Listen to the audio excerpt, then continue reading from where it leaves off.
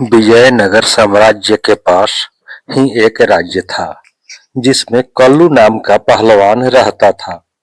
उसका जैसा नाम था वैसे ही उसके गुण थे। कल्लू पहलवान के हाथ पैर हाथी जैसे मोटे और कद करीब 7 फीट और रंग काला था। अच्छे अच्छे पहलवान भी कल्लू के नाम से थर थर कांपते थे, क्योंकि कल्लू की एक ही पछाड़ अच्छे अच्छे पहलवानों की पसलियां तोड़ देती थी।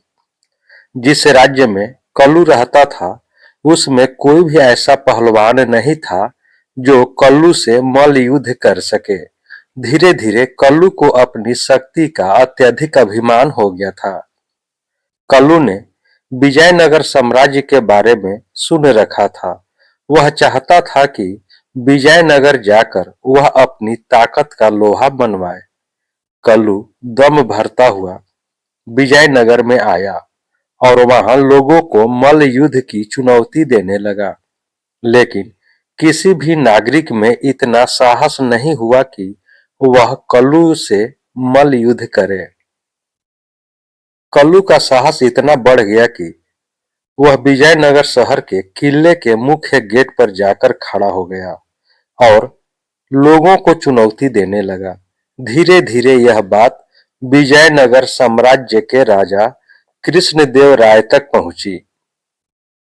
राजा कृष्णदेव राय ने अपने मंत्रियों और सेनापतियों की सभा बुलाई और उनसे कहा कि हमारे राज्य में ऐसे पहलवान को ढूंढो जो कल्लू को मल्ल युद्ध में हरा सके। राजा ने मंत्रियों और सेनापतियों को एक दिन का समय दिया। दूसरे दिन जब राजा कृष्णदेव राय ने मंत्रियों और सभापतियों से पूछा, क्या हमारे राज्य में कोई ऐसा पहलवान है जो कल्लू को मल्ल युद्ध में हरा सके, किंतु राजा को कोई उत्तर नहीं मिला। यह देखकर राजा बहुत निराश हुए और उन्होंने कहा, अब हमारे पास दो ही रास्ते हैं, या तो हम कल्लू को उसके दुस्साहस के लिए दंड दें या कल्लू को भरी सभा में बुलाकर पुरस्कृत करें कि उसके समान दूसरा पहलवान विजयनगर साम्राज्य में नहीं है। किंतु इन दोनों ही स्थितियों में विजयनगर को ही शर्मिंदगी झेलनी पड़ेगी।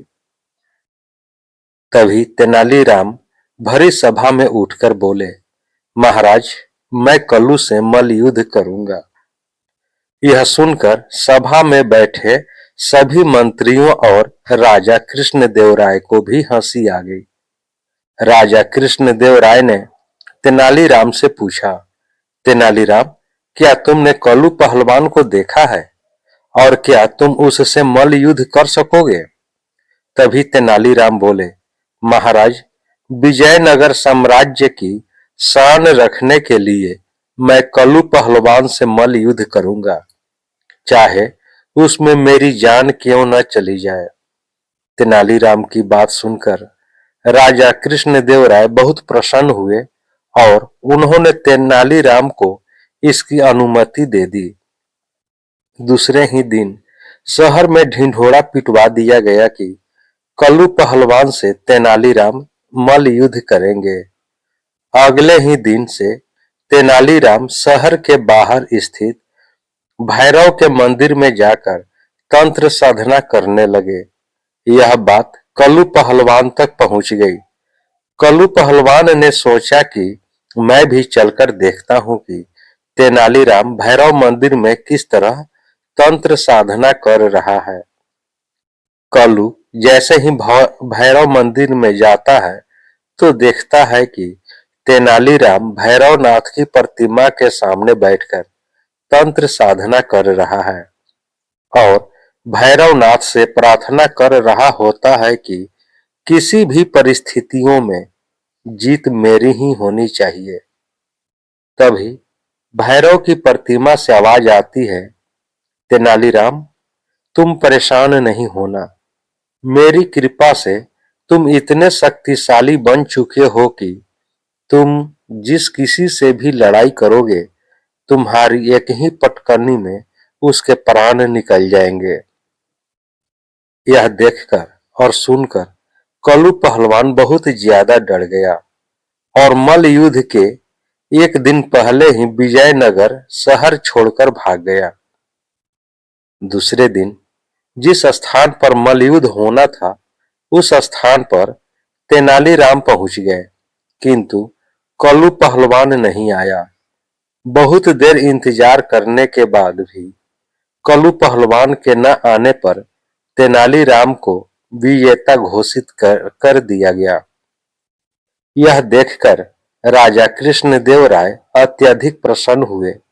तेनालीराम को एकांत में ले जाकर पूछा, तेनालीराम, तुमने यह सब कैसे किया?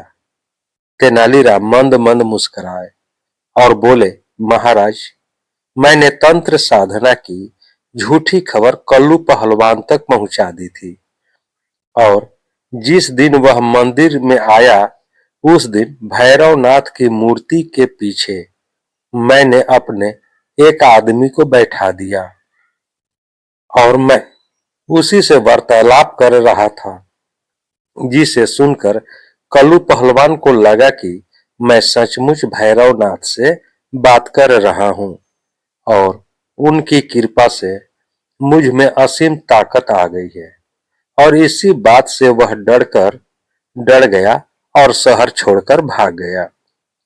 इस तरह तेनालीराम ने हमेशा की तरह विजयनगर की लाज रखी और राजा कृष्णदेव राय ने हमेशा की तरह तेनालीराम के बहुत सारा धन्य धान देकर पुरस्कृत किया।